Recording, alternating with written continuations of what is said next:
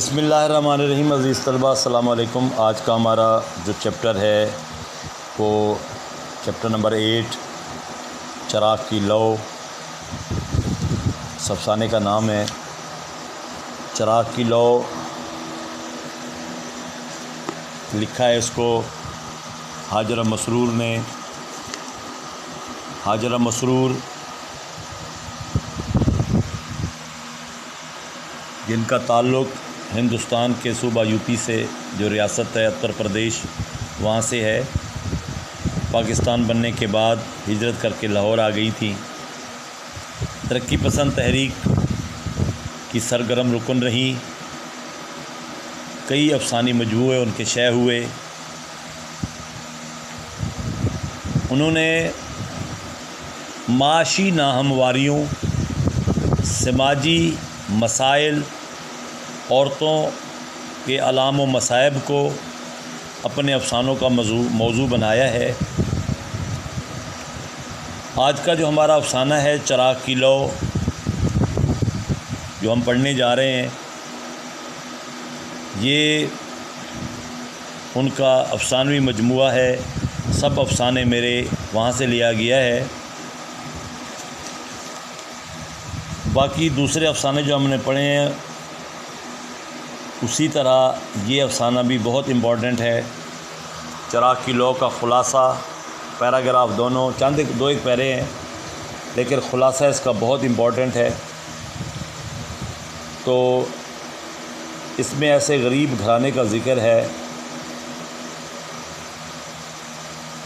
جو بہت قسم پرسی کی زندگی گزار رہا ہے۔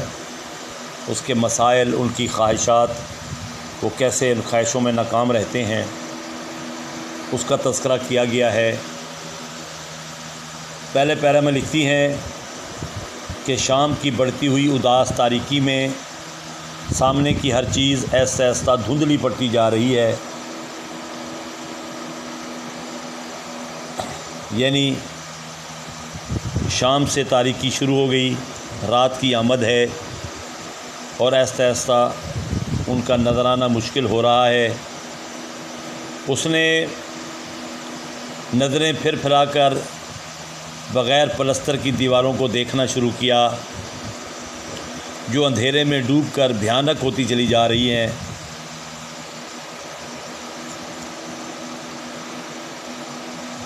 کہ ایک دیواریں پلستر نہیں ہیں، رات ہو چلی ہے، تو اندھیرے کی آمد سے یہ بہت خوفناک لگ رہی ہیں۔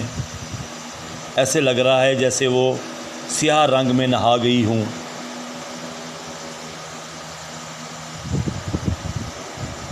اندھیرا اور تنہائی اس کا جی الٹنے لگا، یعنی گھبراہٹ ہوئی خوف کی وجہ سے۔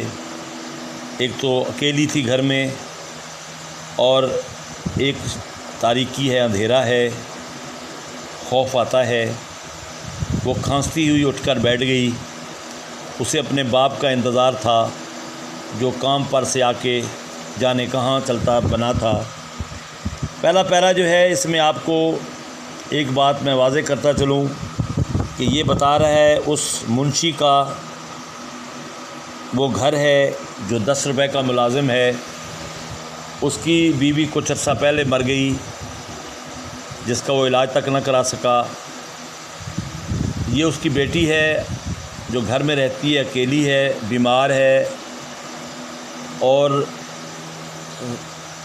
سارا دن باپ کام کرتا ہے۔ شام کو اس کا آنا اس کو آسرا سا ہوتا ہے تاکہ خوف کے سائے کم ہوں۔ لیکن آج ایسا ہوا کہ باپ کہیں رہ گیا، کسی اور کام سے شاید چلا گیا ہو، اور وہ اکیلی انتہائی خوف میں کبھی سوتی ہے، کبھی اٹھتی ہے، بیٹھتی ہے، اپنے آپ سے باتیں کرتی ہے۔ نہ جانے کہاں بیٹھے رہے ابا، یہ خیال نہیں آتا کہ اکیلے گھر میں جی گھبراتا ہوگا میرا۔ وہ جھنجھلاہٹ میں رہ کر بس یہی سوچ رہی تھی۔ اس کا جی چاہ رہا تھا کہ زور زور سے رونے لگے، لیکن آنسوؤں کا ذخیرہ جیسے حلق میں اٹک کر رہ گیا ہو، اس سے رویا بھی نہ گیا۔ پریشانی کا عالم ہے اس کے لیے. وہ سوچ رہی ہے کہ کسی طرح وہ آ جائے. اب ایک غربت ہے، ایک ماں کی یاد ہے، ایک باپ کا دیر سے آنا، یہ تمام پریشانیاں مل کر اس کا دل کر رہا ہے کہ وہ زور زور سے روئے، لیکن چونکہ اس کا کام 24 گھنٹے رونا ہی تھا، آنسو ہی نہیں تھے. دل اس کا چاہ رہا تھا، رو نہ سکی کیونکہ آنسو کا ذخیرہ جیسے خشک ہو چکا ہو، تو رویا بھی نہ گیا. اس نے دوبارہ الجھ کر ادھر ادھر دیکھنا شروع کیا تو ہر طرف بس یوں نظر آنے لگا جیسے نئے سفید کپڑوں میں لپٹے ہوئے ڈھانچے سامنے کی اندھیری کوٹری سے نکل کر سارے گھر میں گھوم پھر رہے ہوں. یہ خیالی ہے جب انسان اکیلا ہو، رات ہے اور اس کو کوئی آسرا نہیں ہے. کچھ عرصہ پہلے اسی گھر میں اس کی والدہ کا جنازہ اٹھا تھا. وہ چیزیں، وہ نظارے اس کے سامنے خیالی طور پہ آ جاتے ہیں. اس کو لگتا ہے کہ جیسے کوئی سفید کپڑوں میں یعنی کفن میں لپٹا ہوا ڈھانچہ ادھر ادھر گھوم رہا ہے گھر میں. اس کے ذہن پر ان ڈھانچوں کی ہڈیوں کی چٹخ اور نئے سفید کپڑوں کی مدھم کھڑکھڑاہٹ اس طرح چھا گئی کہ وہ آنکھیں میچ کر دوبارہ چارپائی پر لڑک گئی. میچ کر یعنی بند کر کے بے سدھ ہو کر گر پڑی. ایک تو اسے لگتا تھا کہ جیسے یہ وہ مردے ہیں جنہوں نے کفن لپیٹ رکھا ہے اور ان کی ہڈیاں جو ہیں ان کی آواز ہے جو اس کو سنائی بھی دے رہی تھی، لیکن یہ سب اس کا خیال تھا. بالکل بے حس و حرکت، جیسے اس کا دم ہی نکل گیا ہو. سفید کپڑوں میں لپٹے ہوئے ڈھانچوں کی ہڈیوں کی چٹخ اور کپڑوں کی کھڑکھڑاہٹ، یہ تو اس کا وہم ہی تھا. کچھ دنوں سے جسم کے ساتھ ساتھ اس کا دماغ بھی کمزور ہو گیا تھا. رات تو رات ہوتی ہے، دن دوپہر بھی اکثر یہی وہم کرتی. جدھر دیکھو نظر جما کر دیکھتی، اسے یوں لگتا کچھ سفید کپڑوں میں لپٹا چلا رہا ہے. جب دماغ پہ کوئی خیال چھا جائے تو اس کو آنکھوں کے سامنے اس کا نظارہ ہو ہی جاتا ہے. وہ اکیلی ہے تو خیالات ہی جیسے سارا دن یہی آتے رہتے ہیں تو اس کو ویسے ہی ڈھانچے دکھائی دیتے ہیں. بالکل اسی وضع کے کپڑے، اسی قسم کے جو اس کی ماں کو مرنے کے بعد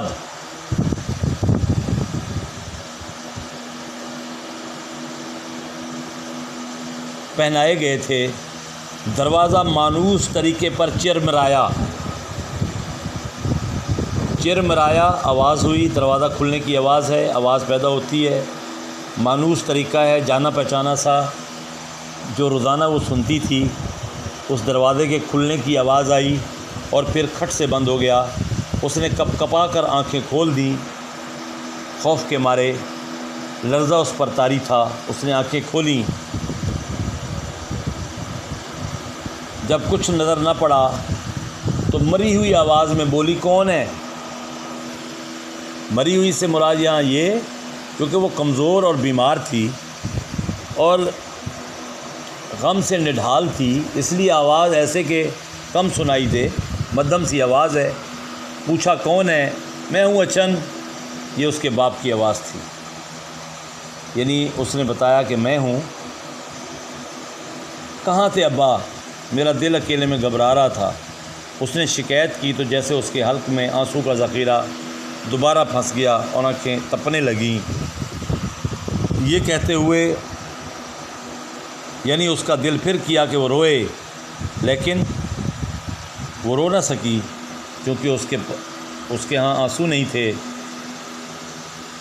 رو نہ سکی اور اس کی آنکھیں گرم ہونے لگیں، تپنے لگیں.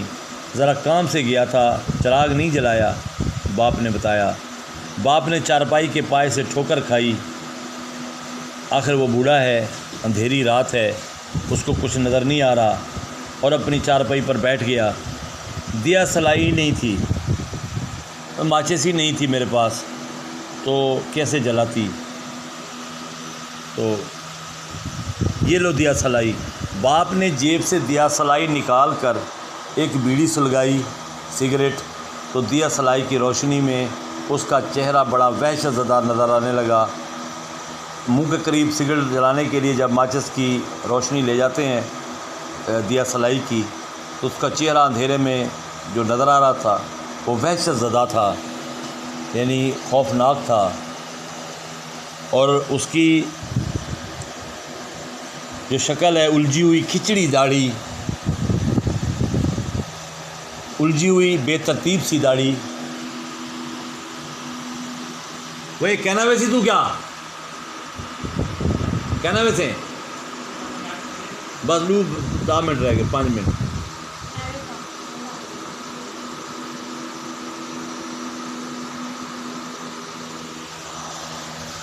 تو ہم بات کر رہے تھے الجھی ہوئی کھچڑی داڑھی, ہونٹوں پر اوندھی ہوئی مونچھیں الٹی پڑی ہوئی, ہونٹوں پر مونچھیں الٹی پڑی ہوئی ہیں, اور لکیروں سے پٹی ہوئی پیشانی اور ابلی ہوئی آنکھیں.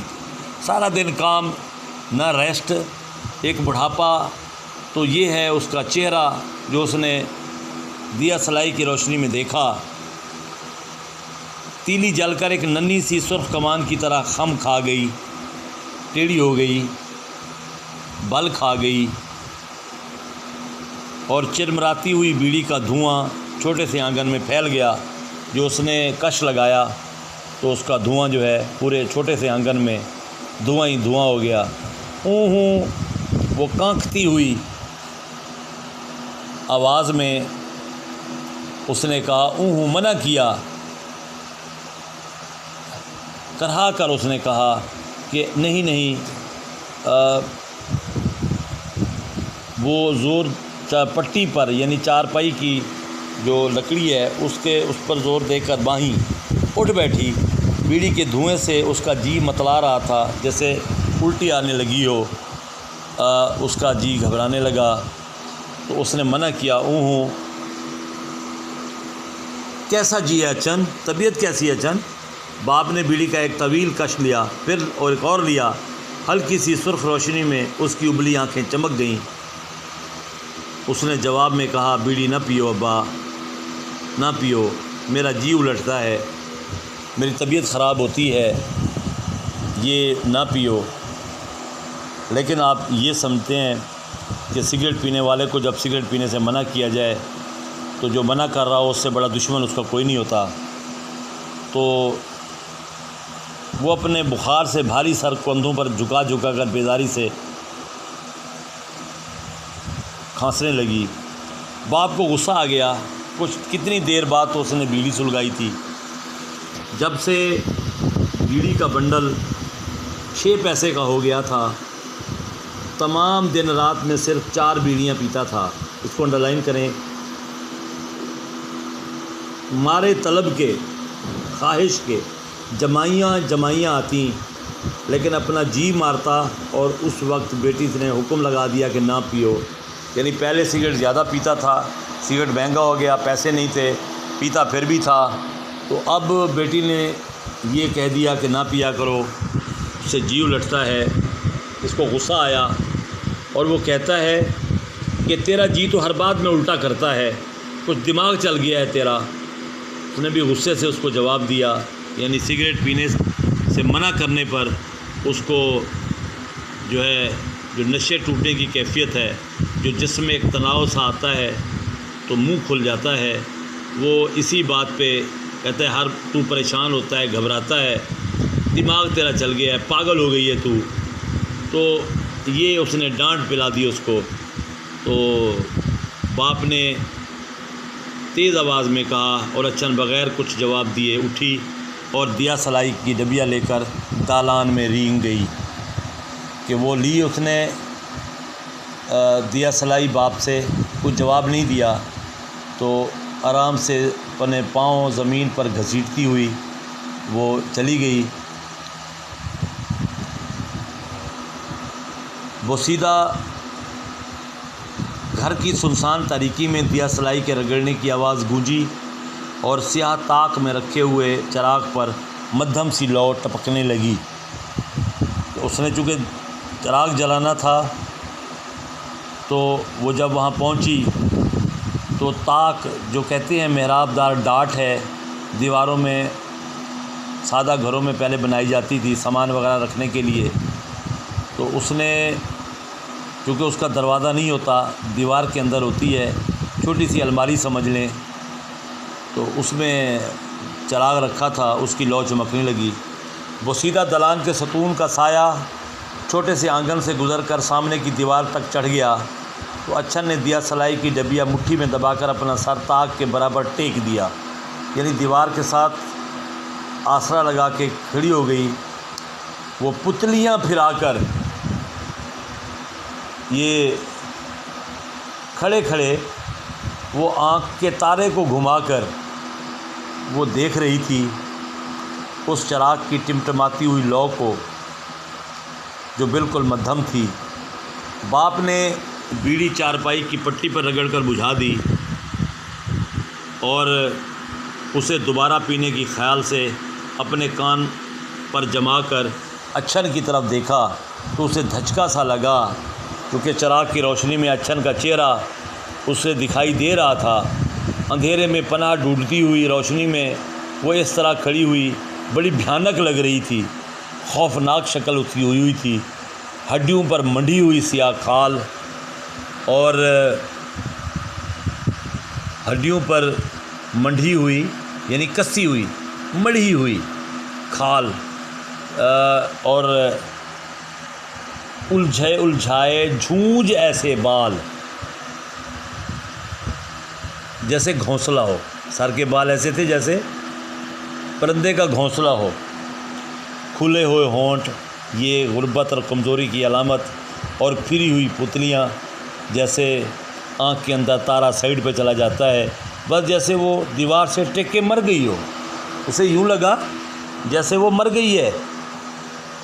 ابھی دوسرا ہی تو سال تھا کہ باپ نے اچھن کی ماں کو بالکل اسی حالت میں بستر پر پڑے دیکھا تھا، یعنی اس کو یاد آ گیا کہ اس کی ماں کی شکل بھی ایسی ہی ہو گئی تھی جب وہ مری تھی، وہ بھی ایسے ہی تھی، کھلے ہوئے ہونٹ تھے، پھری ہوئی پتلیاں۔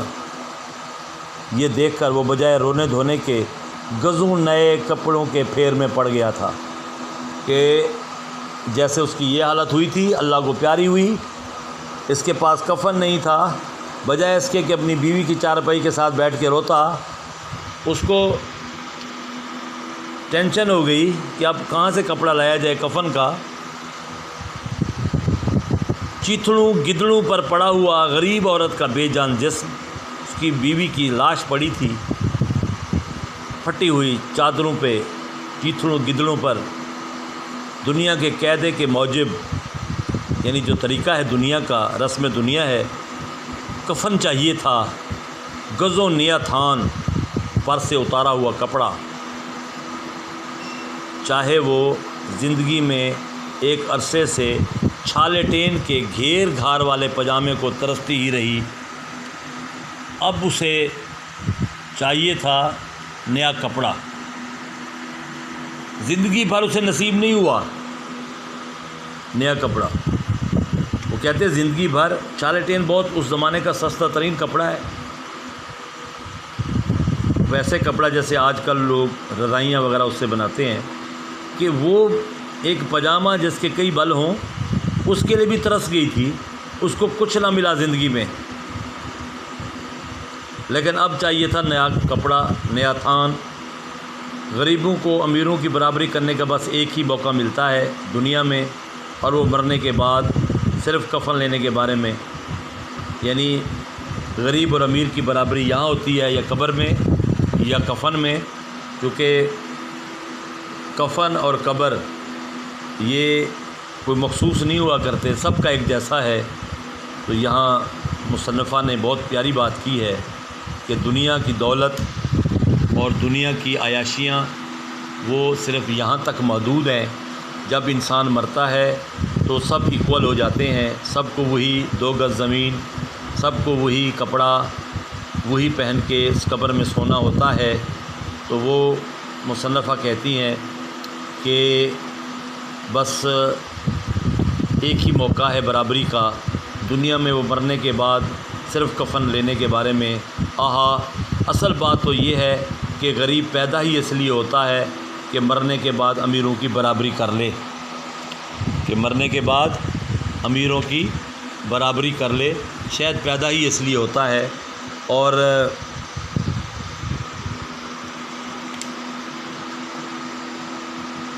تو اچھن کی ماں کے لیے کفن چاہیے تھا، اور اس کے لیے اچھن کا باپ انتہائی فکر مند تھا، پریشان تھا، پیسے ہی نہیں تھے۔ سوچ رہا تھا کہ اگر اچھن کی ماں زندگی میں ہر ایک کے سامنے لیرے کپڑوں میں پھرتی رہی، پھٹے پرانوں میں، تو اس کا مطلب تھوڑی تھا کہ قبر میں بھی وہ یوں رکھ دی جاتی۔ اس لیے جان پہچان والوں کے پاس گیا، تو ظاہر ہے جو جان پہچان والے لوگ تھے وہ بھی منشی ہی تھے، 10 روپے والے منشی۔ ادھر دوڑا ادھر بیچارہ، لیکن کہیں سے اسے روپے نہ ملے، انتظام نہ ہوا کفن خریدا جا سکے جس سے۔ انتظام ہوتا بھی تو کیسے؟ اس کی جان پہچان والے بھی کون سے 2 وقت پیٹ بھر کے کھانے والوں میں سے تھے، وہ بھی تو غریب تھے۔ آخر وہ سب کی طرف سے مایوس ہو کر اپنے مالک کے پاس گیا، جس کی دکان پر وہ 10 روپے ماہانہ پہ صبح شام تک حساب کتاب لکھتا تھا۔ اس کے پاس گیا کہ آخری سہارا ہے، سیٹھ کے پاس جاؤں، وہاں سے شاید پیسے مل جائیں۔ تو اس کے پاس گیا، تو آج تک کا یہاں نشان لگا لیں، کل ہم اس سے آگے اس افسانے کو پڑھیں گے۔ فی الحال اجازت چاہتا ہوں، اللہ حافظ۔ جان چھوٹ پم دیے بلا گہڑ پہ دیکھو۔